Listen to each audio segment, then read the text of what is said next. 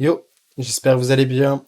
Comme vous pouvez voir, ceci est ma line-up de Master Tour. Donc je fais cette vidéo après le premier jour de Master Tour. Je vais ramener ce petit voleur. C'est un espèce de voleur miracle, mais il n'y a pas le package avec commissaire ni les pièces. Donc c'est un espèce de, on va dire, voleur Edwin, si on peut l'appeler comme ça, ou voleur combo. L'idée c'est quoi? C'est de faire des gros serviteurs camouflés et une grosse arme. Donc on va voir que Edwin est assez clé dans le deck, mais pas que. On a le Priest, le prêtre cochon, celui que j'ai présenté la dernière fois, donc comme prévu, je l'ai ramené. Le druide, c'est un druide que je présenterai également, c'est druide sans alignement, c'est un peu druide géant, on va dire. Et on a enfin le mage, mage squeletton. Donc ce sont des decks que je vais présenter, donc j'ai déjà présenté le board Priest, et là on va s'intéresser sur le voleur. Voleur, ça a été vraiment un pic de à peu près moins de 24 heures avant le Master Tour. C'est vraiment, on a testé ça, on a optimisé la liste, et au final, j'ai pris la même liste que Blaze. Donc, X-Blaze qui a optimisé la liste, a rajouté un silence, j'ai mis l'idée. Donc, on l'a rajouté, et au final, on a à peu près, bah, je crois que tout le monde a ce deck, que ce soit dans les joueurs français, Swedes, mon teammate Zim. Calax et Gabi aussi, je crois. Donc voilà, on a ramené ça, on a ramené Prêt de Cochon seulement avec Zim. Donc on était peu de joueurs à avoir Prêt de Cochon en soi. Et pour moi, bah, ça s'est bien passé. Je crois que je suis à 1-1, dont 2 bans. Donc je suis très content du deck. Le voleur, je suis à 2-0, dont un ban. Et attendez, je regarde même 3-0, je crois. Donc on va pouvoir regarder en direct même les stats, comme ça sera juste plus simple. Et voilà. Donc ouais, c'est ça. Voleur 3-0, Druide 2-5. Donc Druide malheureusement il a peiné contre Zo. Et après Zo, c'est censé être un match-up ok. Enfin c'est prenable, mais c'est dur. Et pour le coup, bah, c'était vraiment ingagnable donc, contre Zo. Et à la fin, j'ai fini par en faire 3-0 druide et malgré deux match-ups favorables. Donc, druide, ça a vraiment du potentiel, mais bon, il faut plus de games pour voir le potentiel du deck. Malheureusement, tu peux être en variance faible et c'est ce qui s'est passé. Un autre match que j'ai perdu, bon, c'était assez triste. C'était sur un 2% en gros, enfin à peu près, c'était de se prendre un evolve. Vous savez, le T8 de Paladin qui soigne de 8 un héros adverse, enfin un personnage encore blessé. Du coup, j'ai perdu en partie là-dessus. Et du coup, je perds le BO là-dessus. Et voilà. Je suis à 2-2 overall. L'idée, c'est on peut plus jouer le top 16 vu que le tiebreaker va être trop mauvais. Mais ce qu'on peut jouer, c'est bah, les points pour les Seasonal Championship. Enfin, pour les Fall-Off, je crois que ça s'appelle. Seasonal. Et l'idée, c'est quoi? C'est que si j'arrive à être dans le, je crois, top 13, parce qu'au final, les trois premiers, enfin, les trois qui ont gagné un Master Tour sont automatiquement dans ce top 16. Eh bien, si j'arrive à être dans le top 13 des meilleurs performeurs de Master Tour, donc le plus de victoires parmi les trois derniers Master Tours, je peux tenter de faire les Worlds. Donc, pour ça, il faudra faire top 4 de ces 16 joueurs. Donc là, c'est vraiment la clé, enfin, l'enjeu, c'est vraiment de faire le plus de victoires possible pour justement ces saisonnales. On va maintenant regarder la decklist de voleurs ensemble. Donc la liste, deux dernières minutes. Au final, je crois que ça a été la liste un peu de l'Ambi Series. Enfin, presque en tout cas. On a changé que ce soit le Starfish. À la place, si vous voulez la liste originale, je pense qu'il y a juste un Field Fighter. On avait essayé avec Smite, mais Smite c'était beaucoup trop lent. Enfin, au final, ça peut vraiment te baiser dans le sens c'est une carte neutre. Et sur Shroud, sur un tour d'Edwin, bah tu veux vraiment des cartes qui coûtent pas cher. Là, on va voir qu'il y a que Krabatoa et Scaps qui coûtent vraiment cher. Sinon, il y a aussi Draka, mais en soi, il y a aussi Shroud, on pourrait les considérer comme cartes chères, mais voilà. Si vous avez Shadowstep et Edwin, dans l'idée, vous avez de fortes chances d'avoir des cartes jouables, hormis ces deux cartes. Les Gdoll vont coûter très souvent 0, voire entre 0 et 2, on va dire. Donc, comment marche ce deck? Quel est le principe de ce deck? On va s'intéresser à ça maintenant. On a donc cette petite carte qui est tech, qui est core. Invoque une 1-1 camouflée, donc un fantôme camouflé, et A plus 1 pour chaque autre carte que vous allez jouer pendant ce tour. Donc ça va être pertinent, pourquoi? Parce qu'on a des cartes pas chères, comme Prep, comme Shadow Step et rejouer la carte, comme avec le Gnoll, et notamment cette carte qui inflige 3 points de dégâts à un serviteur, S'il meurt, votre prochaine carte, ce tour-ci, coûte 2 de moins. Donc cette carte va être une des plus intéressantes du jeu, pourquoi? Enfin, de la classe, parce que c'est une carte qui permet de cheater en mana. Et notamment, ça m'est arrivé en Master Tour de faire Prep, ce sort, et Krabatois sur tour 4 contre un Zoo. C'est ce qui se fait qu'en fait, vous allez détruire Zoo. Concrètement, je crois pas avoir encore perdu une seule fois contre Zoo avec ce deck. Donc si jamais vous faites envahir par Zoo, bah, le deck est parfait pour vous. Le deck est aussi fine contre Mage, le deck est fine contre Shaman. En fait, le deck peut absolument tout battre. Sauf Druid, ça peut être un peu compliqué. Mais sinon, vous avez même des sorties explosives qui vont battre Druid. Ça va beaucoup se baser parfois sur certains match-ups comme le Mirror sur la coin. Si vous avez la coin, vous avez vraiment un net avantage. Donc, vous étonnez pas si des match-ups en Mirror, bah, si vous n'avez pas la coin, vous perdez. Donc, ça paraît bête comme ça, mais au final, le deck, moi par exemple en tournoi, je banne le voleur. Très souvent, il était présent, je l'ai banni. Donc au final, ça se mettait bien vu que j'avais pas de mirror. Et il a fait que gagner. Pour ce qui est du package, donc on a Gnoll. Gnoll Maestra, l'idée c'est qu'on joue 4 cartes échangeables, Cutlass, Extorsion. Donc on va garder les cartes échangeables, Extorsion, Cutlass, Gnoll, on va garder Shroud.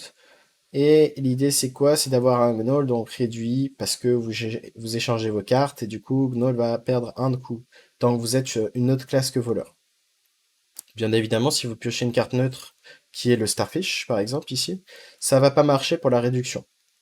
Et quand vous allez faire Shroud par exemple, bah, vous allez piocher 2 cartes tout en étant une autre classe de voleur. Donc si vous piochez des cartes de voleur, vous réduisez de 2 le Gnoll. Donc c'est important de compter le nombre d'échanges que vous avez fait, le nombre de draws naturels que vous avez fait en tant qu'autre classe, pour vous assurer que le Gnoll coûte le coût que vous voulez.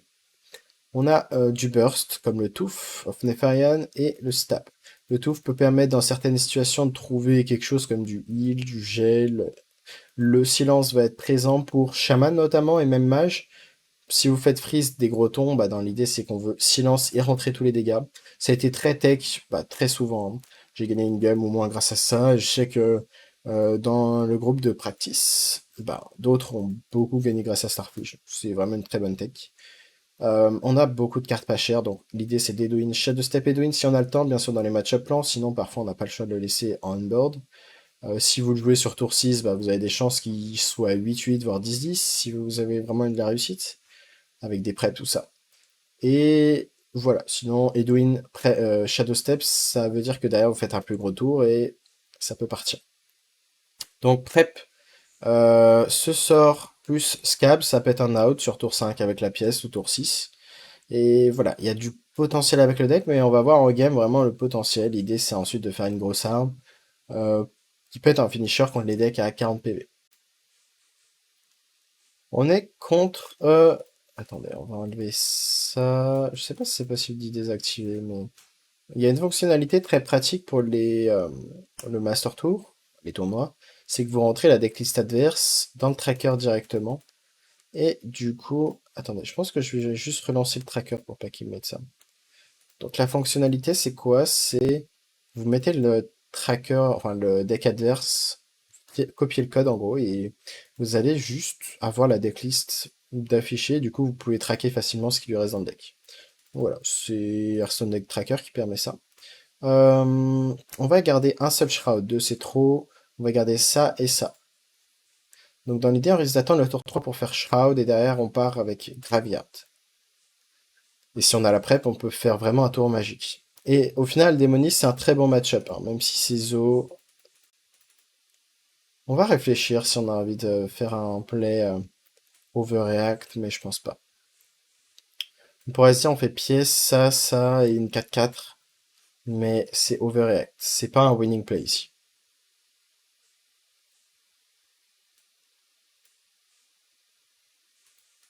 Au passage, je parlerai aussi des nerfs quand il y aura l'annonce des nerfs, parce que oui, il y aura des nerfs dès la semaine prochaine, je crois. Donc, on en parlera. Ok, là par contre, ça va se considérer de faire un gros ton. Hmm, on va réfléchir. Pour l'instant, on n'a pas échangé, donc si on joue Gnoll, ça marche pas. Prep peut-être? On a loupé la prep, du coup on va prendre l'échangeable ici. Le reste est pas ouf. On va faire ceci, ceci, appuie sur le petit bouton magique qui invoque une... Je m'attendais à plus. Un, 2, 3, 4. Ouais, je m'attendais à plus, mais je pense qu'il fallait quand même partir maintenant. Le Gnoll, au final, coûte 2 parce qu'on a pioché que des cartes neutres. On a bien fait ça en premier pour justement piocher une carte avant de se révéler en tant que classe voleur. Ce qui voulait dire que on s'assure d'avoir un Gnoll à 2. Parce que 3 c'était très cher.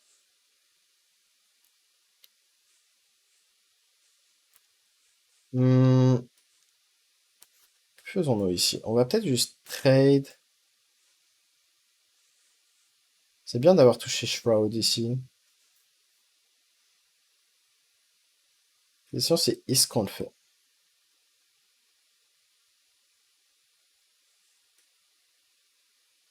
Je pense que la dague est plus pertinente ici. Dans tous les cas, si on va chercher le Gnoll, bah, qu'est-ce qu'on voudra faire avec lui? C'est trader une 1-1. Donc autant de dague.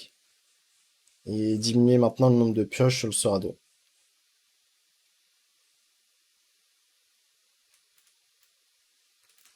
Et ouais, on voit qu'on a manqué des cartes pas chères comme Shadow Step, Prep, Gnoll pour vraiment faire un gros tour avec bah, nos camouflages.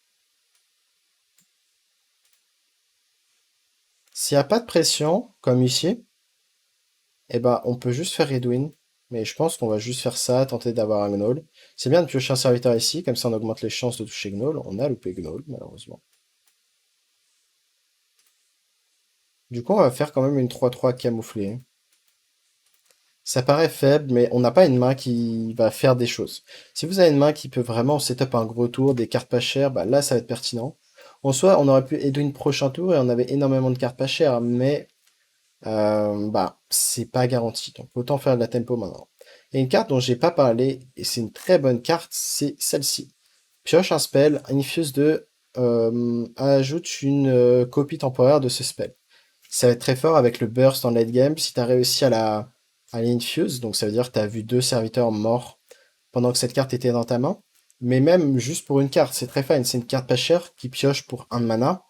Et bah, c'est vraiment bien, hein. La pioche, c'est ce qu'on veut en voleur. C'est justement ce qui faisait que voleur n'était plus aussi stable, c'est qu'il manquait de pioche.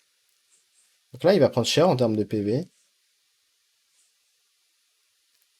Euh, je pense qu'on va Edwin ici.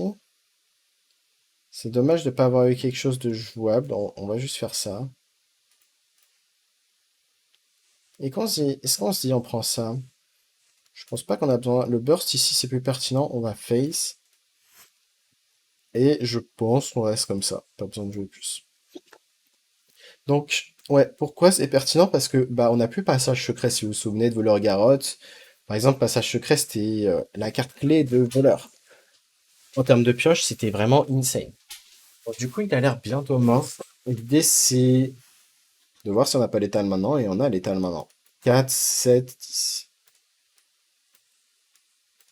Donc voilà, ça fait office de indirectement bah, de la pioche en fait, de la pioche qui est très bonne et bah, c'est ce qu'on veut. Du coup, c'est comme si on jouait indirectement avec 28 cartes. En plus de ça, il a un effet passif qui fait qu'on est content s'il proc. Enfin, l'effet de si on a vu deux serviteurs mourir, bah, c'est insane en fait. Tu peux faire des tours de combo plus facilement si tu réduis, bah, si tu chopes un sort temporaire préparation par exemple, Shadow Step.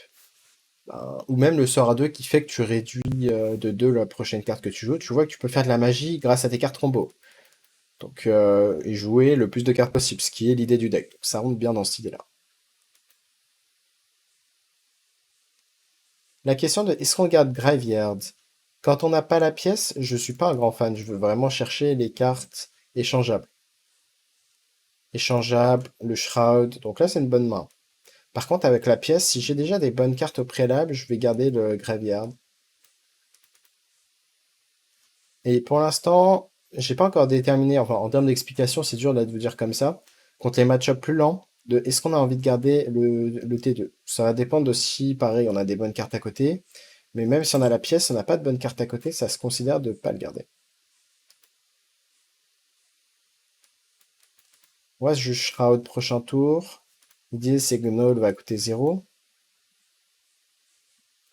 On a assez échangé. On ne joue surtout pas la prep. Là, on garde la prep, hein, pour quand on va jouer Edwin. On reste de le jouer prochain tour en espérant qu'il puisse pas la tuer. Et Shadow Step, c'était la meilleure draw qu'on pouvait avoir, je pense. Et on va le faire ici. On garde vraiment les cartes qui coûtent pas cher.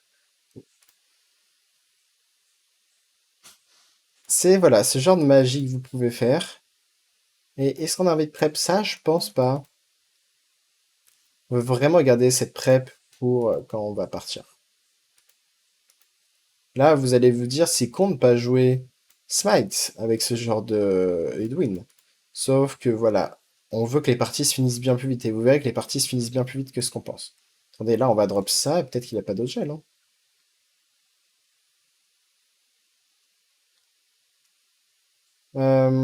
Intéressant. Ah, c'est vrai qu'on a le silence. Je pense qu'on va le faire ici. Juste pour entrer ses dégâts.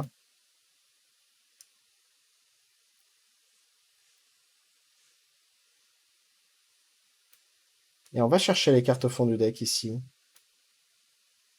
Est-ce qu'on a envie de chercher le Tchak?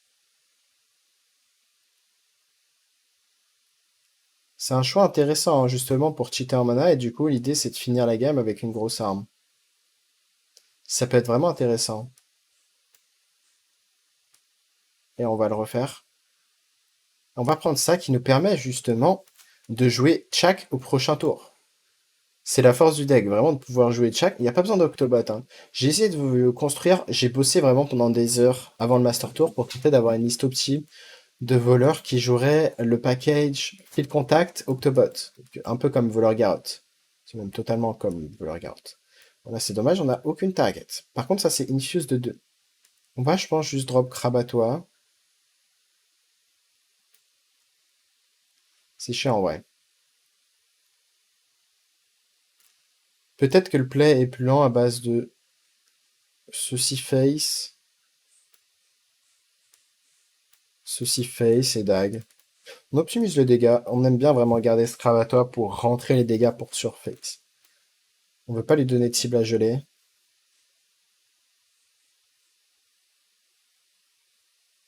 Donc ouais, j'ai essayé vraiment de build un package avec Field Contact, Octobot, mais là on voit que sans Octobot, on arrive à faire des scaps sur 6. J'ai essayé aussi avec le package Miracle, avec les pièces en fait. J'ai essayé de réunir tout ça, mais c'était vraiment trop dur d'avoir une liste opti. Et ça c'est bien plus stable à côté, hein. C'est même monstrueux comme deck.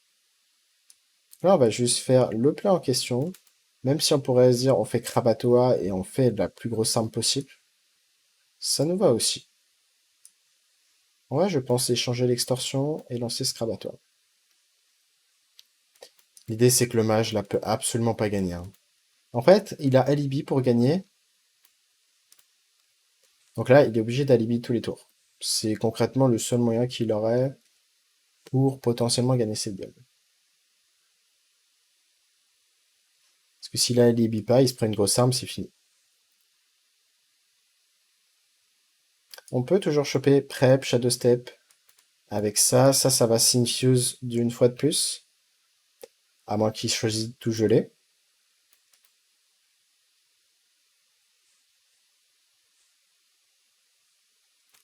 Ok, peut-être parce qu'il fait de l'armure, on n'a pas l'étal.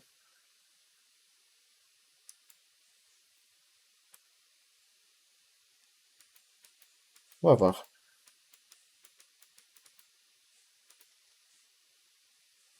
Ce que vous pouvez faire, un petit tip, c'est compter le nombre de cartes. Si vous comptez partir le prochain tour en combo, comptez le nombre de cartes qui... on va juste check ici, hein. Le nombre de cartes que vous pouvez jouer. Prep, ceci, Edwin par exemple. 3. Shadow Step ça, le rejouer. 5. Copie temporaire. 6. Ouais, ça me paraît limite. Donc dans le doute, je vais juste faire ceci.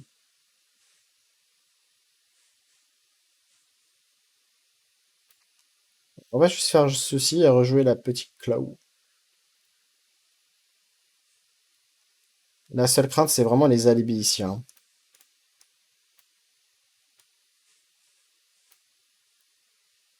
Oh, Magister est une bonne overdraw. Donc là, il faut vraiment qu'il alibi tout alibi, mais la force du mage, c'est qu'il peut en faire beaucoup. Je pense qu'il va en faire un s'il l'a. Il peut en faire beaucoup s'il a alibi 2 fois et il a la 3-5 légendaire. Bon, il s'estime pas mort, mais bon. Il est ici bien mort. Donc on va juste faire prep, ceci, jouer ça. On utilisera le Hero Power sûrement pour le Draka. On va commencer par faire Infuse. Allez, soit Infuse. On a des sorts pas chers, on va le refaire. On n'a pas eu de prep, c'est dommage. On pourrait commencer par piocher avec le Shroud peut-être. Après,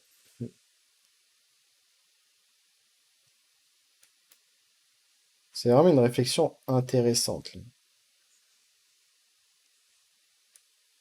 6, 5, 4. Ok.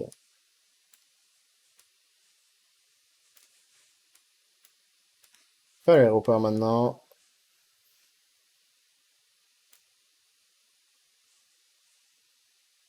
Hop, on risque de pas avoir une assez grosse arme, mais ça devrait suffire.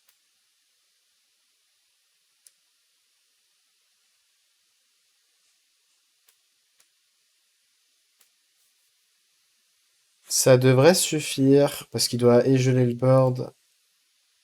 Et en plus de ça, on a l'étal, hein. On aurait dû Shadow Step et Edwin pour justement chercher le stab. Enfin, s'assurer de l'avoir. Après, on a 2 cartes échangeables, 3 cartes échangeables. Ouais, ça me paraît garanti de le piocher. Quasiment, on va dire. Mais Shadow Step, ça permettait d'avoir le burst à distance. Bon, après, il peut avoir Alibi, évidemment. Mais sur Alibi, est-ce qu'on n'a pas l'étal? 1, 2, 3, 4, stab. On est one-off. Et ouais, il va nous geler.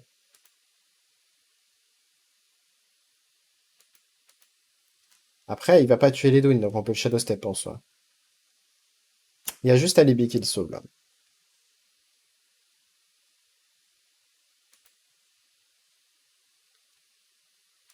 Après, j'ai l'impression que c'est pas tout le monde, peut-être, qui joue Alibi, hein, je sais pas. Au final, c'est une des cartes pour laquelle vraiment je me suis trompé, Alibi, hein. C'est vraiment très fort. En fait, c'est fort quand c'est bien build. Justement, j'étais sceptique sur l'idée de bien build un deck autour. Au final, c'est très fort. Et j'ai eu des très bonnes games au final au Master Tour avec. Un prêtre. Ça peut être prêtre Naga. On va garder la seule carte échangeable ici. Prêtre Naga, j'en ai croisé un pendant le Master Tour. Je l'ai gagné. Mais le match-up reste close, hein. C'est bien d'avoir ce Hero Power de démonie ce passage.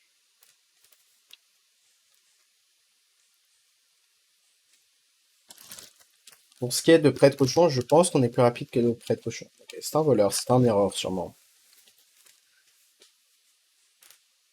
On a un meilleur Hero Power que lui. Et il a la pièce. Donc normalement, on a un Hero Power. Peut-être ça peut compenser le fait qu'on n'ait pas la pièce, mais il y a peu de chance, hein. La pièce, ça fait vraiment beaucoup. Vous allez le voir, hein, ça se trouve, il peut partir même maintenant en soi. Peut-être pas maintenant parce qu'il n'y a pas de cible à target. Ok. Est-ce qu'il a un gnoll? Un gnoll, un seul, ça. Là, vraiment, on est très lent. Et on voit qu'on n'a pas de carte qui coûte pas cher, on n'a pas de réduction. Donc, à voir ce qu'il fait. Au moins, il a lâché la pièce, c'est le seul avantage qu'on a. Donc, l'idéal, ce serait quoi? Ce serait de piocher prep, le Serrated Bone Spike, et de faire scap sur 6. C'est le seul moyen que je vois de gagner. Surtout s'il fait un gros ton très tôt. Est-ce qu'on Hero Power?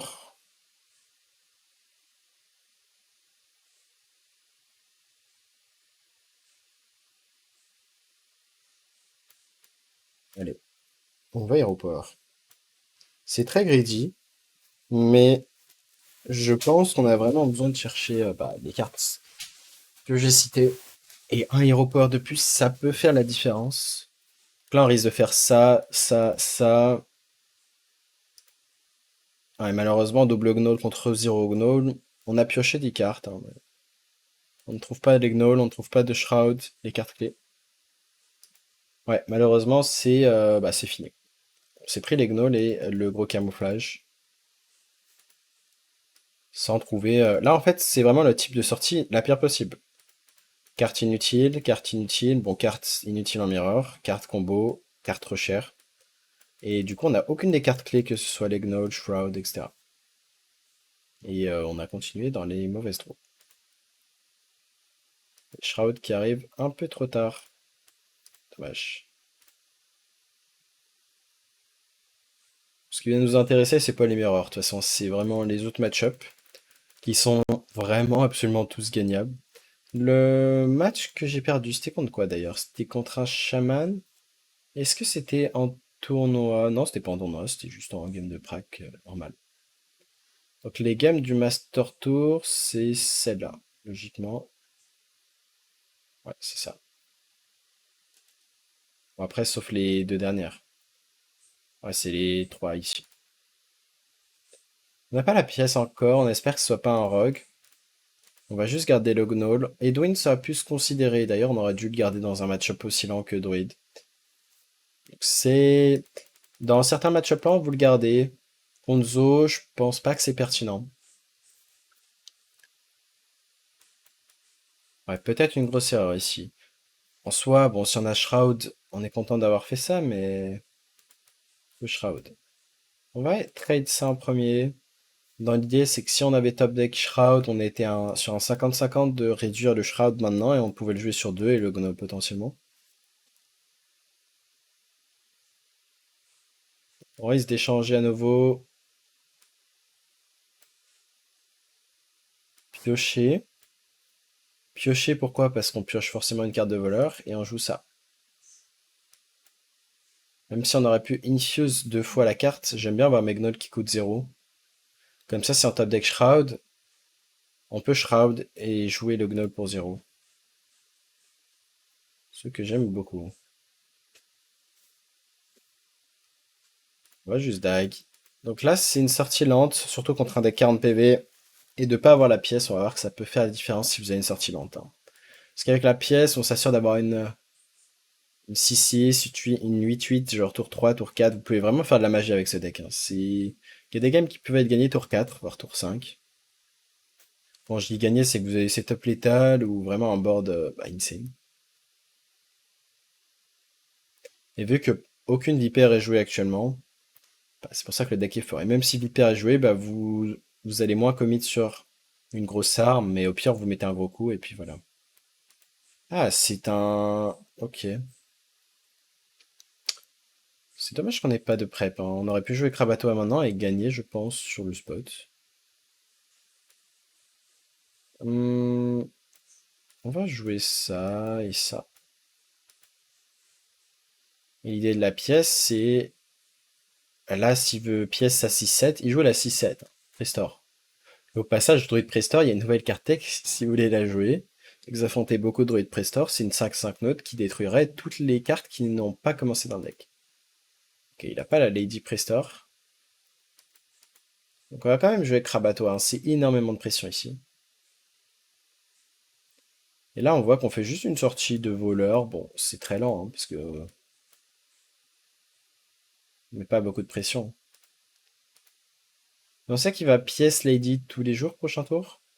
Donc il va reprendre 6, 9, 13.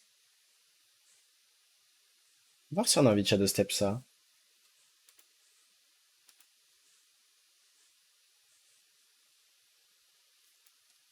À voir. Si on veut optimiser les dégâts potentiellement. De toute façon, on a une main qui va dans la gueule, hein. On va rejouer ça. Ça met du board.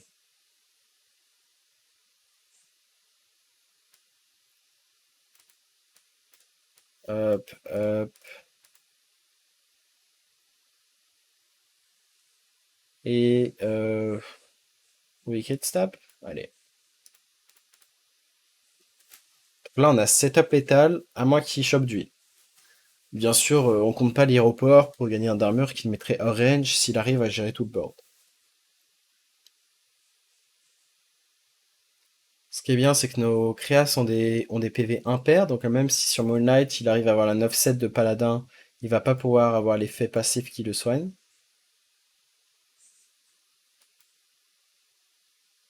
Et ouais, il en faut beaucoup pour survivre. On voit que c'était une sortie lente en soi, hein. On n'a eu qu'un Gnoll pour tabasser, on a eu Krabatois sur 5, avant qu'il joue Lady, donc c'est pour ça qu'on a vraiment tabassé, hein. Et voilà, faut savoir jouer avec ses mains des fois, même si on n'a pas une main combo. Bah, juste à tempo de Krabatois, des Gnolls, ça peut vraiment tabasser, hein. Voilà, le deck reste très stable au final. On est contre un Priest. Priest, ça peut également être un Mirror. On va garder une prep, ça me paraît fan avec ce genre de main. Ça peut être un Prêtre Naga, et ça peut simplement être un Mirror. Il y a très peu de quests, donc si jamais vous affrontez des quests, bah, faut vraiment partir en plan de jeu, faites une grosse arme, un gros ton, etc. Le silence va être très fort également dans ce match-up. On va la jouer très lentement. Je pense pas qu'on va jouer le Graveyard sur 2. Ok, on a l'info que c'est sûrement un... Ça peut être un board priest au passage. Donc peut-être on se dit on fait juste mascarade sur 2, mais... Allez, on va la faire. C'est dommage de ne pas avoir de Gnoll plus réduit, ils vont coûter 3. Ça veut dire que ça pourrit vraiment les win, hein. C'est pour ça que c'est une longue réflexion de si on joue cette 3-2, mais bon, on aime bien contester les créatures adverses, l'idée on fera une grosse créa. Est-ce qu'il y en a deux? On a qu'un. Donc ça paraît lent, mais on va juste dag et tuer ça.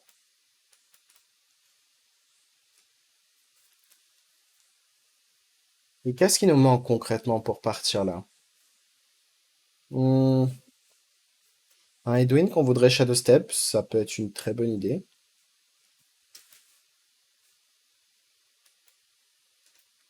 Et là, on bat une sortie avec le Serpent, oui. Bon, certes, on se fait pas tabasser sur le board, on en est tour 4, mais on manque. C'est parti, on va manquer de Gnoll pas cher, on va manquer donc de Shroud, de Pioche. Même les Shrouds qui piochent les Gnolls, bah du coup, c'est pas ouf. Donc ouais, dommage.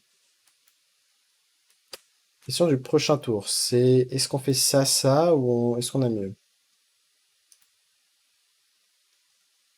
Ça risque d'être ça et ça, hein.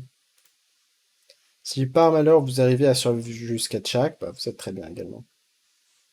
Euh,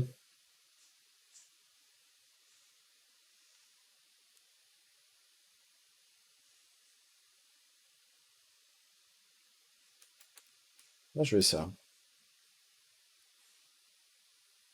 Et ça va être très pertinente. Je pense qu'on attend juste. Ça risque d'être potentiellement un tour de silence prochain tour. Et si jamais on top deck notre ami Scabs, eh ben, on peut jouer les Scabs prochain tour. L'artisan Tchak. Donc dans les matchs plus lents, vraiment, c'est lui qui vous permet de faire des, des tours avec plus de mana, hein, concrètement. Ça me paraît très lent ce qu'il fait.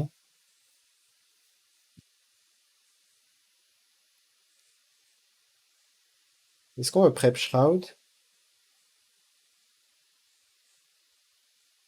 Ou est-ce qu'on dit on fait un tour très lent à base de ça? Ça me choque pas non plus en vrai. Vous allez me dire, mais pourquoi il fait ça? Tout simplement parce qu'on a des ressources en main. Et la capacité à partir. Et j'aime bien garder le silence, la flexibilité. Là, il n'y a pas besoin de trop overreact, de balancer toute notre main et derrière d'être mieux.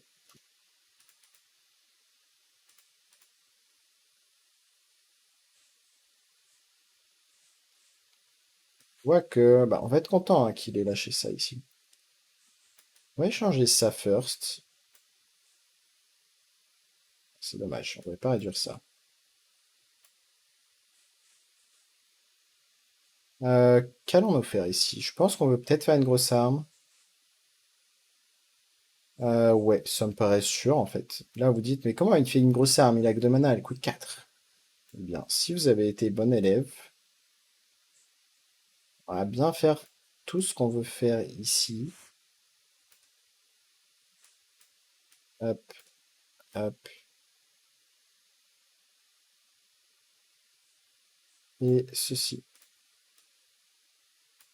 Et ceci. L'idée, c'est qu'on conteste le board, on a des créatures camouflées, du coup, le seul moyen qu'il aurait de comeback, qui serait Samuro, bah ici, dans le spot, c'est pas possible.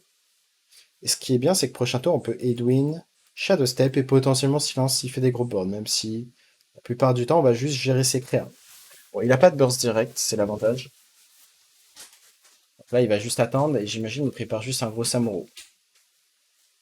Mais il va prendre cher, quoi. Là, on y va. On le Shadow Step en premier. Est-ce qu'il avait vraiment besoin de le Shadow Step? Oui, je pense.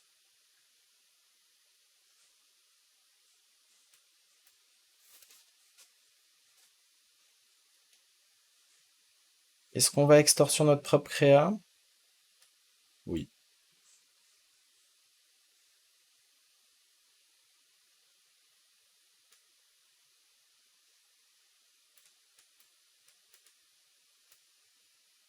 Et la question, c'est est-ce qu'on joue juste lui en tempo? Je calcule sur Samuro. Il a déjà joué une bless.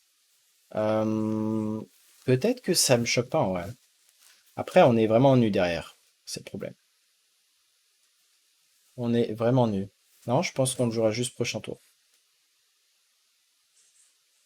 On le jouera prochain tour, pourquoi? Parce qu'on peut avoir le Tooth of Nepharian en partant du principe qu'il va jamais se hero power en heal. Du coup, on aurait l'étal avec le sort qu'inflige 3. Et derrière, si nos créas sont infuse, on a toujours la possibilité de découvrir le Tooth, et du coup qui nous assurerait, je pense, l'étal, le spot. Après, Tooth est vraiment la dernière carte du deck, donc on va pas la piocher avec Edwin. Peut-être qu'on va attendre de d'abord faire Edwin voler, enfin, pas voler. Ok, c'est chiant taunt ici. Va falloir piocher Scabs. Après, on a silence. C'est vrai que j'ai failli oublier ce petit détail. On a le silence. Mais silence, une 7-9, bah ça reste une 7-9, c'est le problème. Ouais, top deck Scabs gagne la game sur le spot. Après, il a pas l'air de pouvoir tuer cette 7-8 en fait. Donc c'est létal si on arrive à avoir du burst. Donc c'était quoi que j'expliquais tout à l'heure? Ce qu'on peut faire, c'est Edwin, s'assurer qu'on filtre un maximum de spells. Derrière, on a vraiment Nefarian qui est le dernier spell du deck. De toute façon, il est mort juste avec ça et l'armure. Voilà, la tech silence dans ce genre de match-up. Et Nakapriest, au final, maintenant, est un très bon deck. Donc, je présenterai pareil une liste à jour, un petit guide avec. Pareil, tout ce qui est guide, bah, là, je vous présente les vidéos, entre guillemets. Il n'y a pas de guide concrètement, mais quand mon site web sera en place, donc là, je bosse sur les guides concrètement. Et bah, du coup, il y aura directement des guides faits par mes soins et qui vous permettra d'assimiler les decks plus vite. Un druide. On va garder la Gnoll et l'extorsion. On voit Scabs, qui est trop cher. Gnoll va être jouable sur 2 à moins de piocher le Starfish.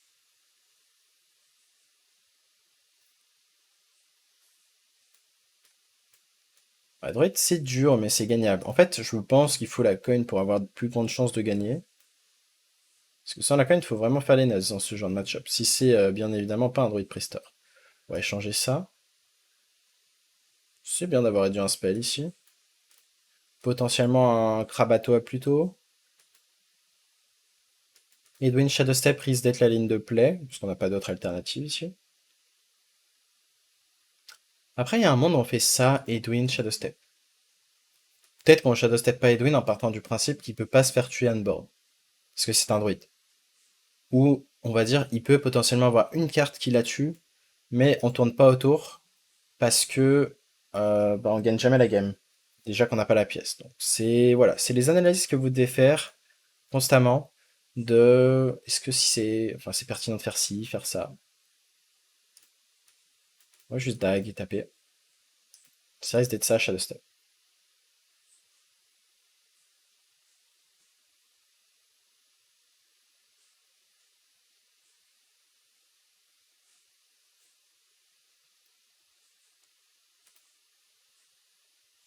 Hop, pour Krabato. Dommage. Est-ce qu'on pioche maintenant les serviteurs qui sont assez chers? C'est sûrement une version alignement si je joue Gnoll.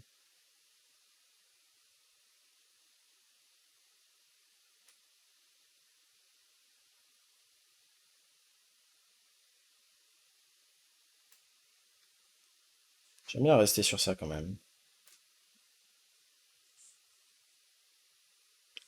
Et est-ce qu'on laisse sa créature en vie? Non, on va jouer la prep, on veut booster ça. C'est chiant ça.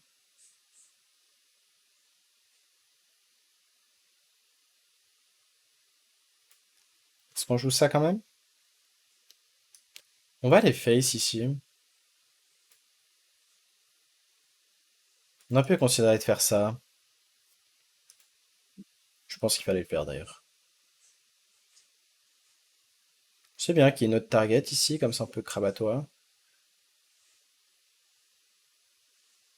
Hmm, ouais, je pense qu'on crabatois ici. C'est pas ce qu'il y a de mieux à faire, mais bon. Derrière, l'idée c'est de faire quoi? C'est de faire Edwin avant son tour de alignement.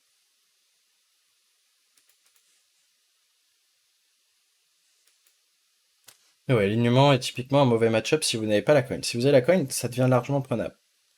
Voire un bon match-up. Dommage. Scabs. Est-ce qu'on a envie de jouer Scabs sur là? Je pense pas que ça change grand-chose, hein. Peut-être qu'on va vouloir Scabs le gros board qui nous ferait. Mais bon. Bon, ce qui est sûr, c'est qu'on bat pas Denatrius, hein, ça le soignerait de trop.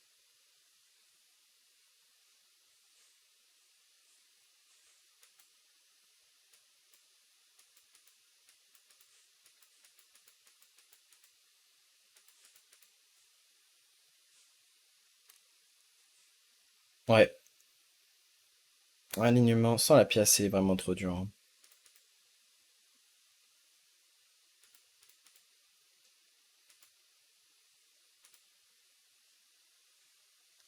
Il a une carte qu'il a de Rage, qui n'a pas pioché. C'est-à-dire que c'est une carte qui coûte plus de 8.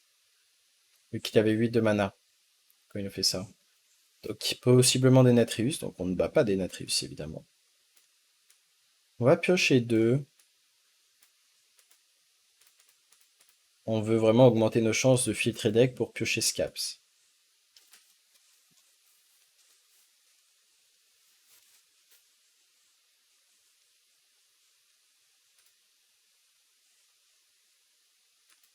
Je crois qu'on s'est pris alignement tour 5, hein, c'est pour ça que la game est aussi dure, hein. Et Domnerich, Maligos qui viennent finir la game ici.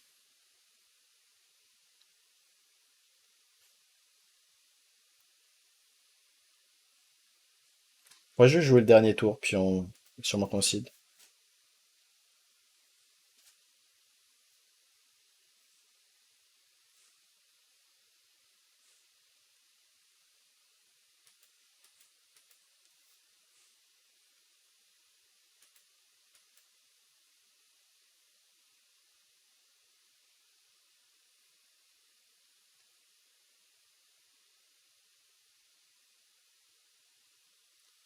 Il compte faire autre chose.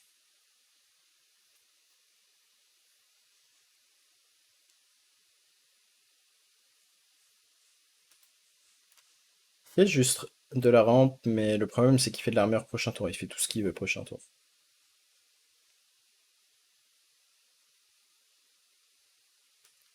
Est-ce qu'on veut jouer Chak potentiellement maintenant si on le pioche? Je pense qu'on va faire ça. C'est pas mal. On va reprendre Gunfishing ou on prend ça?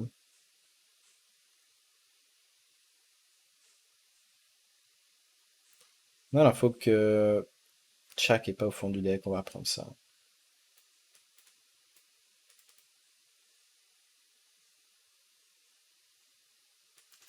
Donc ouais, il faut pas qu'il fasse d'armure. Faut qu'on top deck Chak. Ça fait beaucoup de conditions.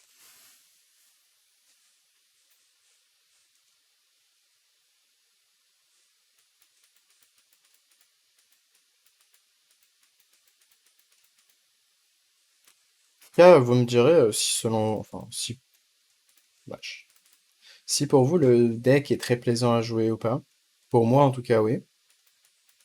C'est vraiment le côté avoir quasiment que des bons match-ups que j'aime beaucoup. En soi, le deck reste ce qu'il est parce que chaque prise de décision va être très importante. J'ai eu des games intéressantes d'ailleurs pendant le Master Tour, donc Peut-être que je ferai une analyse des games de Master Tour. À voir. Warlock. Bon, vous savez l'issue de la game, normalement, si c'était un vrai Warlock. On a la pièce en plus. Et on a le Graveyard. On va sûrement tout garder ici. La main me paraît très ok en vrai. Pourquoi? Parce que on a des chances de réduire Gone Fishing, qui est de la pioche. Ah. Le silence peut être pertinent, mais on va rester sur notre play d'échanger. Dommage d'avoir pioché un sort et de l'avoir réduit.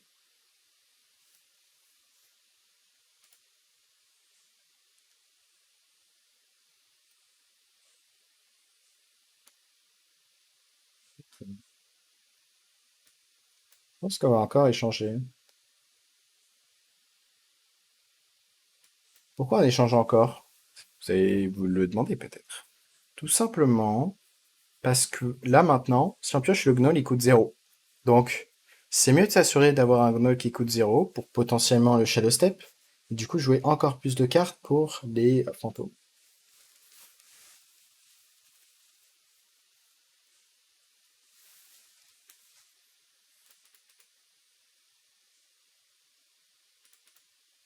Au final, il met pas tant de pression que ça. Donc, je pense qu'on va juste découvrir un sort et faire Graveyard ici. Un sort pas cher si possible. Dans tous les cas, on n'a pas envie de prendre Kidnapping ici. Et l'idée, c'est de mettre fin à la partie prochain tour, concrètement.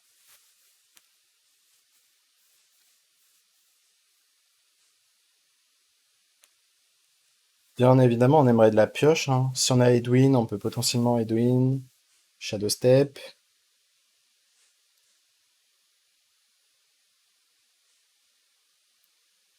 Mais cette game, vous voyez qu'elle va pas durer très longtemps normalement.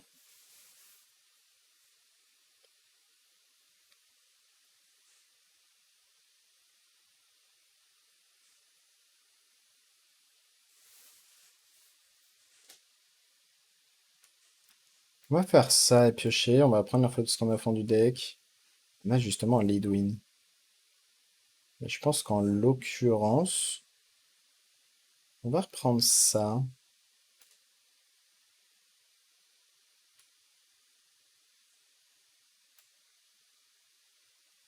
Là, cette fois-ci, on prend Edwin.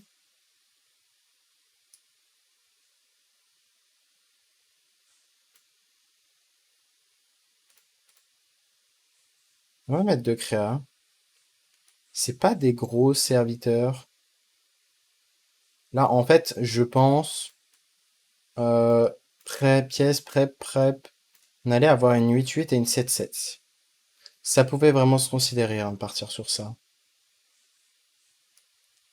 Mais on a joué un peu plus lentement. On a l'info que c'est peut-être une decklist un peu plus lente. Un hybride peut-être. L'idée, c'est de faire ça Shadow Step prochain tour. Et derrière, le tour suivant, on rejoint Edwin. On joue plein de cartes, plein de cartes. Et on finit la gamme avec des gros tons. Donc ouais, si jamais vous vous demandez pour le lieu, c'est tous les deux tours qu'on peut le faire après l'avoir activé une fois. C'est donc un tour de cooldown, ce qu'on appelle.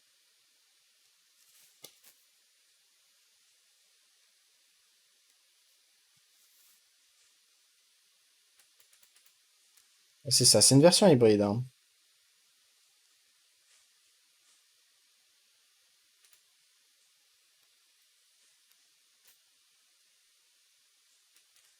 On reste sur le plan de jeu. Ceci, Shadow Step, ceci. Et j'aime bien te garder ici, hein.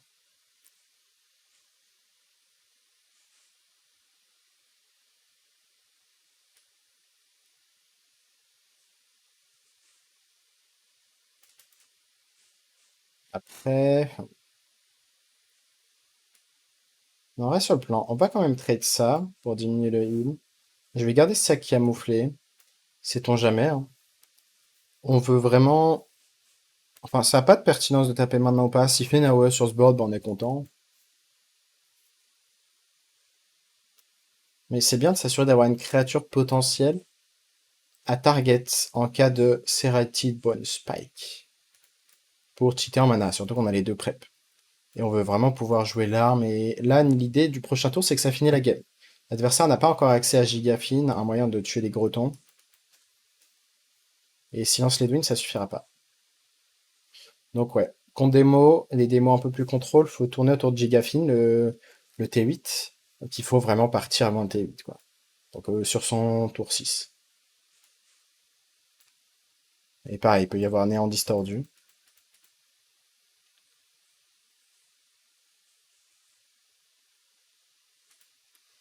Bon voilà, on s'assure d'avoir une grosse créa. Et il peut plus la tuer.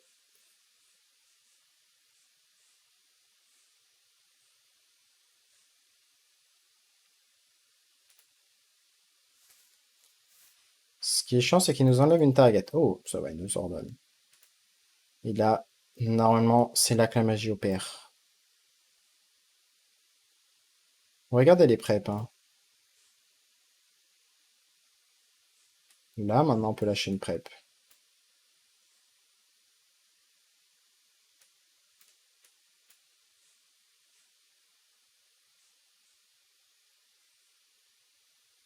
Hmm,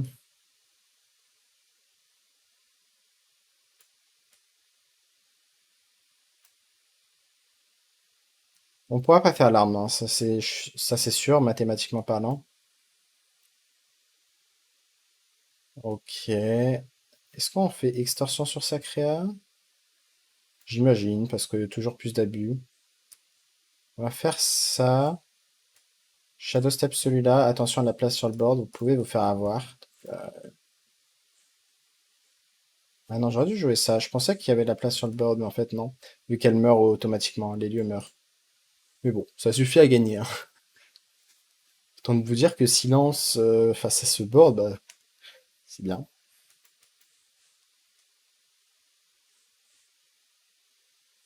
Mais voilà, le genre de choses que vous pouvez faire si vous êtes patient. Vous voyez que c'est... Il y a des match-ups où vous allez la jouer tempo, hein, comme Zo classique. Et d'autres match-ups où vous pouvez vous permettre de la jouer lent, où vous savez que voilà... Oh, spawn un très barrant. Je pense que c'est parce que j'ai perdu beaucoup de games. Donc voilà, ma théorie de... Si tu perds et que tu as un mauvais win rate pendant les games de placement, comment dire, les games de... Ah non, c'est au passage. Si tu perds des rangs pendant les... enfin, des games, beaucoup de games, parce que je faisais des tests pour le Master Tour, pendant les games de jusqu'à légende, bah, ça va te pourrir en fait ton MMR. Donc c'est pour ça que là mon MMR est bien plus bas et on est à un rang très merdique. Par rapport à, je crois le mode dernier on avait fini, je sais pas, peut-être, je sais plus combien on a fini en voit le mode dernier.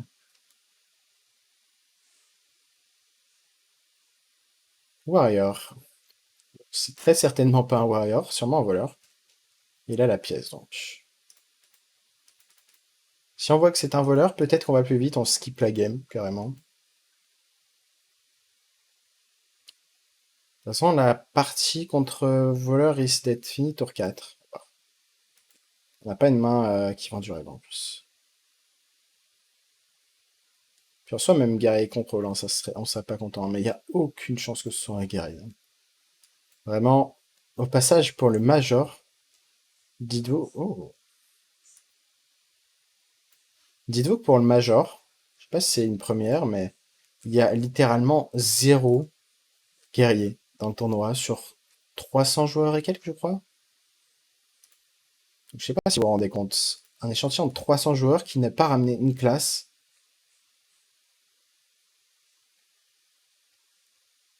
On va juste attendre, hein. On tape évidemment avec la dague, hein. Ce deck va tout le temps face. Dans tous les cas, on va jamais prendre des trades. Et on attend patiemment. Le problème, c'est qu'il va faire des plus grosses créas que nous.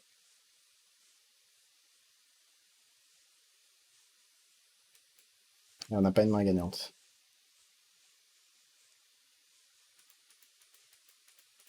Le meilleur top deck serait Shroud, hein. Prep, Shroud, on peut jouer Gnoll.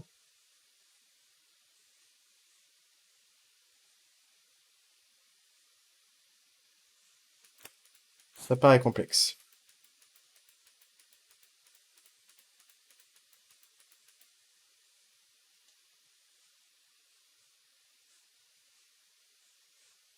Il a l'air de réfléchir, hein. C'est le genre de tour clé justement où tu te demandes si tu pars ou pas.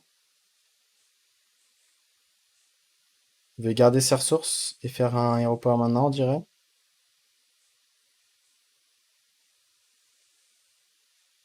Ça fait qu'une de deux après, non, je pense qu'il attend juste.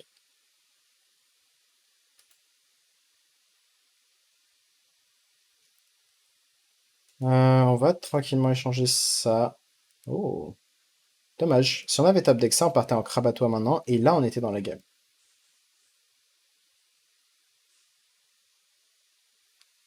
Mais là, en l'occurrence, on n'a rien à faire. Et j'accepte tranquillement de perdre la partie. Là, vous dites, mais pourquoi tu tentes pas ça? Bah, parce que c'est pas option. Certes, tu peux faire un gros tour maintenant, mais ça fera pas un tour qui te fait gagner. Et dans tous les cas, c'est ouais, c'est quand même une partie d'échec. On sait que la partie est perdue d'avance, parce qu'on n'a pas la main qui gagne. Après, peut-être qu'il joue pas grand-chose. Et donc, c'est notre chance d'avoir justement attendu.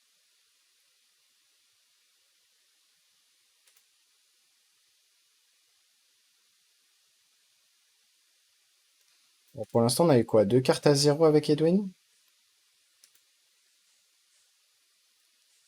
Mais c'est pas encore fini.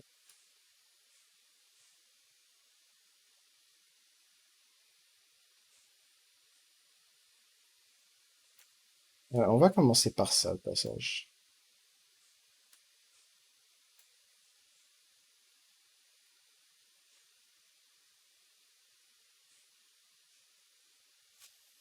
On va réfléchir, c'est intéressant ici.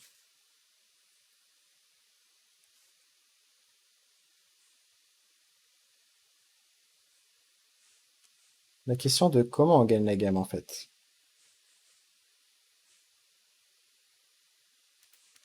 Ou peut-être que la game se gagne par un check.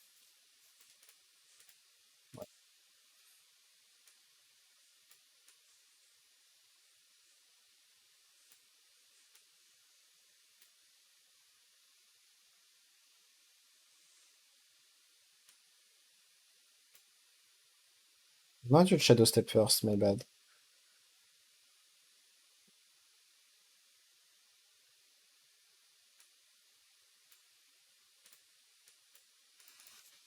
Ouais, il y avait un moment où on attendait en fait de pas jouer ça, prep ça. Et c'était quoi l'argument? C'était top deck chaque. Du coup, là, il fait un gros tour où il pop off. Ouais, il va peut-être pas pop off maintenant, il a pas de. Il a pas ça actif. Ah, et bon. 3 cartes piochées à 0 sur Edwin, sur 4 cartes en dans le deck. Malheureusement, on n'a pas ça. Déjà qu'on n'a pas la coin. Enfin, on a le silence, hein. Le silence peut être tech là. Parce que s'il fait pas de. Ouais, il a pas l'air de faire de gros trucs, hein. Donc silence et on est dans la game.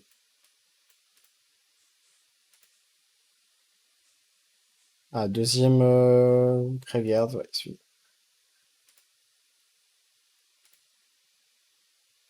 Là, c'est pas fini hein, sur silence.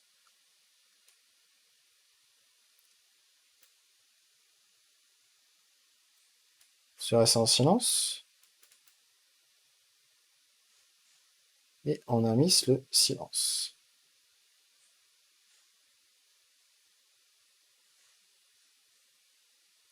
Dommage, c'était close. C'était vraiment une game gagnable pour le coup.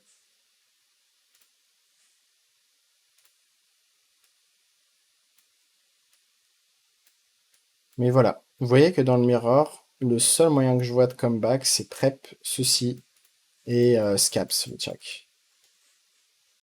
On aura fait une longue série de games. Bon, on voit que les games sont plutôt rapides, donc ce qui est plaisant, mais il y a beaucoup de prises de décision.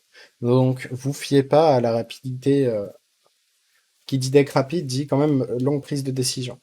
Là, on a fait 3, 4, 5, 6, 7, 8 games. On a fait 5-3. Bon, on a perdu un mirror, deux mirrors parce qu'on n'avait pas la pièce.